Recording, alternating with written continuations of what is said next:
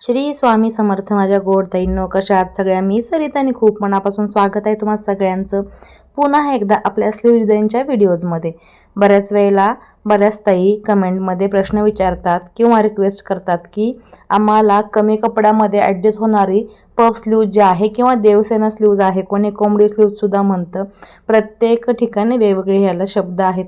So puff sleeves आपल्याला तयार करून दाखवा. मग कमी कपड्यामध्ये ह्याला आपण ॲडजस्ट कसं करायचं हे आपण दाखवणार आहोत. 10 इंचाची ते 9 इंचाची ते बाहीची उंची आहे आणि कपडा तुम्ही पाहताय खरंच खूप कमी आहे. अशी ही बॉर्डर आहे शालू टाईप ब्लाऊजची आणि इथे कस्टमरची डिमांड होती की ही स्लीव्ज मला शिवायची आहेत आहे. सो बघा, अस्तर आहे ते कटिंग करून घेतलेलं आहे. 1 इंच मार्जिन दिलेलं आहे. 9 इंच असेल तर 10 इंच कटिंग करायचं आहे. तुमची स्लीव जी असेल त्याच्यामध्ये 1 इंच मार्जिन देऊन आपल्याला स्लीव्ज कटिंग करायचे आहे डेली बेसिसवरती, जसे आपण नेहमीच करतो.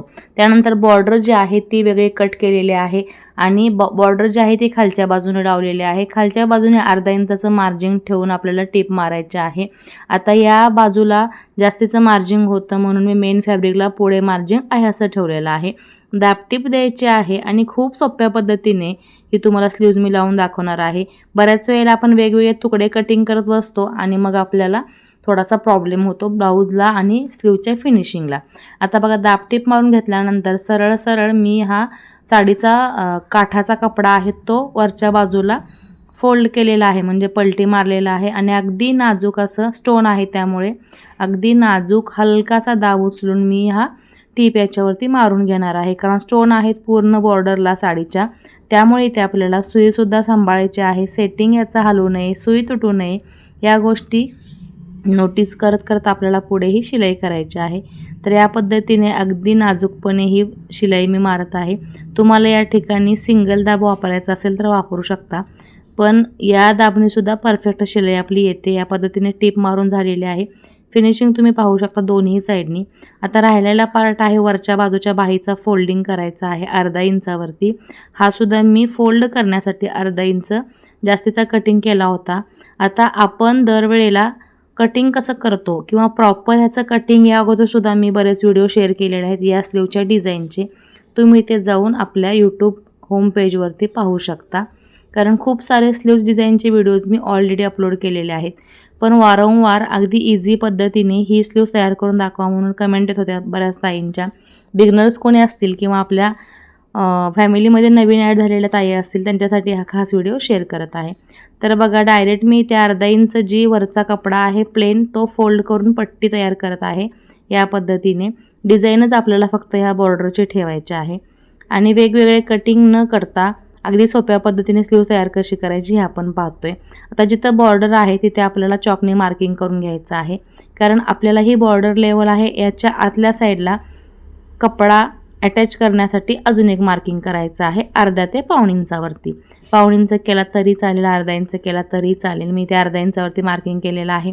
हा आपला सेंटरचा पार्ट आहे. सेंटरवरती सुद्धा मार्किंग करून घ्यायचं आहे आणि ही स्लीव्ज कटिंग करताना सिम्पल स्लीव्जपेक्षा अगदीच थोडासा कपडा मी वरती कटिंग केलेला आहे, म्हणजे या मार्किंगपासून वरती जी काही बाही तुमची राहत असेल त्याच्यामध्ये 1 इंच आपल्याला वाढवून हा कपडा कटिंग करायचा आहे.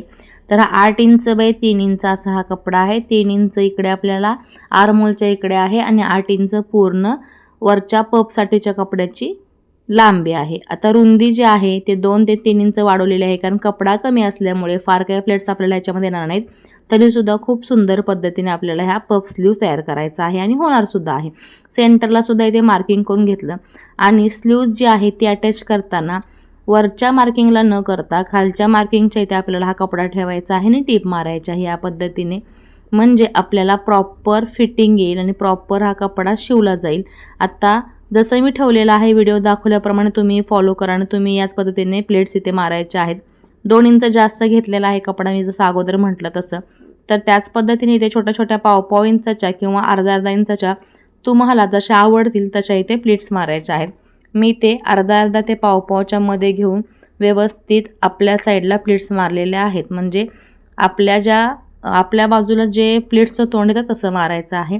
या पद्धतीने अंदाज घेत आपल्याला सगळ्या प्लेट्स ॲडजस्ट करायच्या आहेत. पाव इंचाच्या मारला तर खूप सुंदर दिसतं. सो मी ते पाव इंचाच्या प्लेट्स मारलेल्या आहेत आणि एखाद दुसरी प्लेट जास्तसुद्धा होते, त्यामुळे प्लेट्स जास्त दिसून येतात, क्वांटिटी वाढते आणि डिझाईनसुद्धा सुंदर दिसते. आता याच पद्धतीने तुम्ही पुढे सुद्धा प्लीट्स मारायच्या आहेत. अपोजिट साईड इकडे तिकडे काहीही न करता सरळ सरळ आपल्या बाजूला ह्या प्लीट तयार करून घ्यायच्या आहेत. तुम्हाला हे जर डायरेक्ट मशीनवरती जमत नसेल तर तुम्ही हाताने छोटे छोटे टाके मारून घेऊ शकता या स्लीव्जना आणि मग डायरेक्ट मशीनवरती लावून शिवू शकता.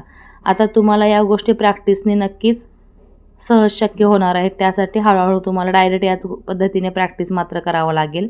आता बघा पाव इंचाच्या प्लेट्स घेतल्यामुळे खूप साऱ्या प्लेट्स इथे आलेल्या आहेत आणि आपल्याला डिझाईनला सुद्धा खूप छान दिसणार आहेत. आता जे आपण मार्किंग केलेलं आहे त्याच्यावरती आपली ही बॉर्डरची पट्टी ऑलरेडी व्यवस्थित सेट होत आहे. दुसऱ्या टिपमध्ये आपल्याला ही बॉर्डर आहे ती सेट करून घ्यायची आहे. आता बॉर्डर सेट करताना अजिबात गडबड झाली नाही, कुठेही कपडा इकडे तिकडे हललेला नाही आणि फिनिशिंगसुद्धा खूप सुंदर आले. आपल्या कामामध्ये फिनिशिंग सुंदर येणं तितकंच महत्त्वाचं असतं. त्यासाठी या गोष्टी तुम्ही ज्या मी व्हिडिओमध्ये टिप्स सांगत असते, काही ट्रिक्स सांगत असते त्या फॉलोसुद्धा करणं तितकंच गरजेचं असतं. आता बघा खूप कमी वेळामध्ये आणि खूप सुंदर असा आपला ब्लाऊजचा स्लीव तयार होणार आहे. वरती जो मी 1 इंच जास्त घेतला होता तो कुठे ॲडजस्ट करायचा सांगते आहे. आपल्या आर्महोलच्या बाजूला म्हणजे फिटिंग साईडला आपल्याला कपडा एक्स्ट्राचा सोडायचा आहे आणि जिथे आपल्या चुन्या येणार आहेत सेंटर साईडला तिथे या पद्धतीने कपडा आतमध्ये घ्यायचा आहे. म्हणजे या स्लीव्जला सुंदर असा पफ उठून दिसणार आहे आणि पफ तयार होणार आहे. तर या पद्धतीने बघा बोटाच्या खाली प्लीट्स दाबून मी ते तयार करून घेतलेले आहेत. तुम्हाला जर असं जमत नसेल तर प्रत्येक प्लीटला पिन लावून घ्या किंवा या अगोदर सांगितल्याप्रमाणे तुम्ही ते हाताने कच्ची शिलाईसुद्धा धाग्याची मारू शकता सुई धाग्यांनी किंवा तुम्ही अगोदर या कपड्याला छोट्या छोट्या प्लेट्स मारून घेऊ शकता. पण मी तर म्हणेल हळूहळू का होईना प्रॅक्टिस केल्यानंतर तुम्हाला डायरेक्ट हे जमलंच पाहिजे. त्यासाठी मी जसं दाखवत आहे तसं फॉलो करा आणि त्याच पद्धतीने शिवा. म्हणजे हळूहळू का होईना 2-3 वेळा 4 वेळा 5 वेळा जरी शिवल्यानंतर ही स्लीव्स तुम्हाला परफेक्ट येणार आहे ना. त्यासाठी पहिलं प्रॅक्टिस महत्त्वाचं आहे. कारण म्हणतात ना practice make a man perfect. मग आपल्या कामामध्ये परफेक्शन येण्यासाठी आपल्याला वारंवार त्या गोष्टीचं प्रॅक्टिस करणं तर आलंच ना. आता इथे सेंटर नॉच मारून घेते. अस्तरच्या कपड्याला सेंटरचा नॉच होता, या कपड्याला सुद्धा वरून होईल म्हणजे आपल्याला स्लीव्ज अटॅच करताना प्रॉब्लेम येणार नाही. तुम्ही पाहू शकता कमी कपड्यामध्ये आणि जास्त तुकडे कटिंग न करता आपली ही स्लीव्ज आहे ती खूप सुंदर पद्धतीने तयार झालेली आहे. आणि दुसरी स्लीव्ज मी ऑलरेडी ब्लाऊजला अटॅच करून घेतलेली आहे. ती सुद्धा तुम्ही पाहू शकता किती सुंदर दिसतीये. म्हणजे कमी कपड्यामध्ये सुद्धा आपण ही स्लीव्ज तयार करून घेऊ शकतो. 4 टक्सचा ब्लाऊज आहे डीप नेकमध्ये आणि तयार झाल्यानंतर स्लीव्ज किती सुंदर दिसते बघा.